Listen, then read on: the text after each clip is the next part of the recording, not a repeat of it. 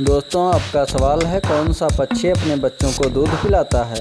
आपके ऑप्शन हैं option A शुतुरमुर्ग, ऑप्शन बी चील, ऑप्शन सी मुर्गी, ऑप्शन डी चमगादड़।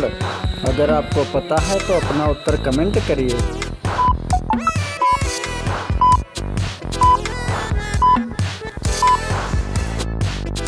आपका सही जवाब है ऑप्शन डी चमगादड़।